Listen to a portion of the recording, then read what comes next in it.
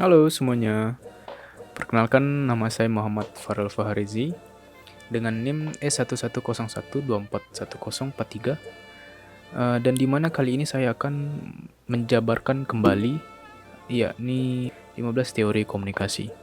Langsung saja kita masuk ke teori yang pertama, yakni teori agenda setting. Teori ini dicetus oleh Maxwell McCombs dan Donald Shaw pada tahun 1972 yang berasumsikan bahwa media memengaruhi isu apa yang dianggap penting oleh publik, bukan bagaimana mereka berpikir tentang isu tersebut. Lanjut ke teori nomor 2, yakni teori uses and gratifications, yang dicetus oleh Elihu Katz, J. Blumler, dan Michael Gurevich pada tahun 1973, yang berasumsikan bahwa audiens aktif memilih media untuk memenuhi kebutuhan dan keinginan pribadi.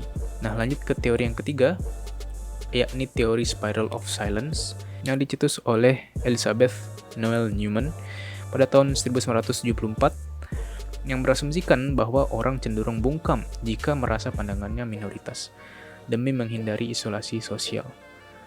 Lanjut, teori keempat adalah teori kultivasi yang dicetus oleh George Gerbner pada tahun 1969 yang berasumsikan bahwa media, terutama televisi, membentuk persepsi realitas sosial melalui paparan berulang. Yang kelima ada teori interaksionisme simbolik yang dicetus oleh George H. Mead dan Herbert Blumer pada tahun sekitar 1930-an yang berasumsikan bahwa makna terbentuk melalui interaksi sosial dan individu menafsirkan dunia melalui simbol-simbol. Lanjut, teori yang keenam merupakan teori Coordinated Management of Meaning atau CMM yang dicetus oleh W. Barrett Pierce dan Vernon Cronin pada tahun 1978 yang berasumsikan bahwa komunikasi adalah proses menciptakan dan mengordinasikan makna bersama dalam konteks sosial. Lanjut, teori yang ketujuh ada teori ketergantungan media yang dicetuskan oleh Sandra Ball-Rockich dan Melvin Defler pada tahun 1976. Teori ini berasumsikan bahwa ketergantungan individu pada media menentukan seberapa besar pengaruh media terhadap individu tersebut.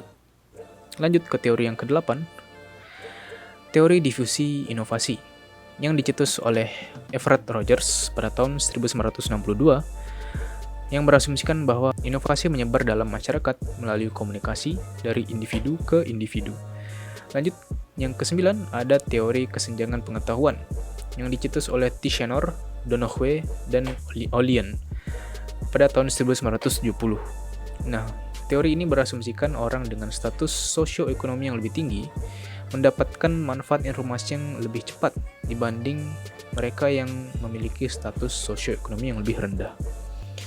Lanjut ke teori yang ke-10 adalah teori Elaboration Likelihood Model atau ELM yang dicetus oleh Richard Petty dan John Cacioppo pada tahun 1986 yang berasumsikan bahwa terdapat dua jalur persuasi. Yang pertama adalah sentral yang melalui argumen logis dan periferal melalui isyarat dangkal. Nah, teori yang ke-11 adalah teori two-step flow atau aliran dua tahap yang dicetus oleh Paul Lazarsfeld, Bernard Berelson, dan Hazel Goddard. Teori ini dicetus pada tahun 1944 yang berasumsi bahwa pengaruh media tidak langsung ke massa, melainkan melalui opinion leader yang meneruskannya ke masyarakat umum. Oke, lanjut ke teori ke-12, ini teori dramaturgi yang dicetuskan oleh Erving Goffman pada tahun 1959 yang berasumsikan bahwa individu memainkan peran sosial di hadapan publik seperti aktor di panggung. Lanjut ke teori nomor 13, ini adalah teori retorika yang dicetus oleh Aristoteles pada tahun 322 sebelum Masehi yang berasumsikan bahwa komunikasi persuasif efektif menggunakan 3 kombinasi. Yang pertama adalah ethos atau etika atau karakter, kedua ada pathos atau emosi, dan yang ketiga ada logos atau logika. Lanjut ke teori ke-14, ada teori behaviorisme yang dicetus oleh B.F. Skinner, juga Pavlov dan Watson. Tahun dicetus sekitar awal abad ke-20 yang berasumsikan bahwa perilaku ditentukan oleh stimulus eksternal dan bisa dimodifikasi melalui penguatan atau hukuman.